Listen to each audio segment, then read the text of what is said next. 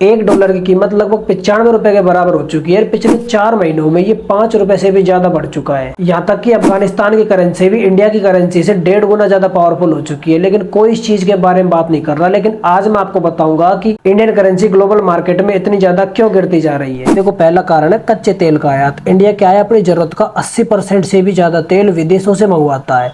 अब 1970 में सऊदी अरब और यूएसए की एक डील हुई थी, जिसको हम पेट्रो डील या पेट्रो डॉलर डील बोलते हैं।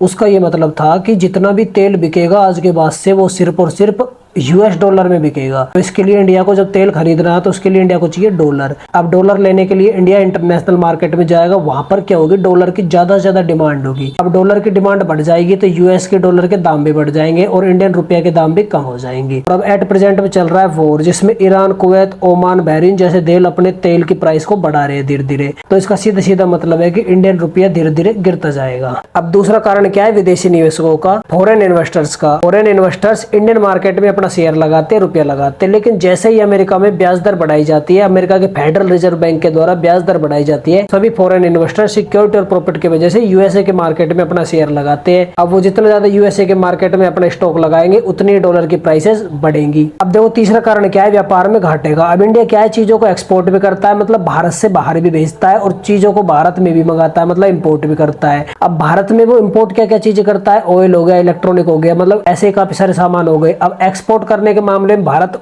काफी पीछे रह जाता है, तो एक्सपोर्ट बहुत कम चीजें कर पाता। अब इसमें जो कमी आई है उनको पूरी करने के लिए भारत को और ज्यादा यूएस डॉलर पर खर्च करने पड़ते हैं, जो कि रुपये पर दबाव बनाता है, जिससे रुपया कमजोर होता जाता है। चौथा कारण क्या है इसका, ग्लोबल क्राइसिस का, मतलब कि वैश्विक संकट होगा। अब जैसे कि आपको पता है, ईरान में, इजराइल में और अमेरिका में वॉर चल रहा है, रूस और यूक्रेन वॉर चल रहा है।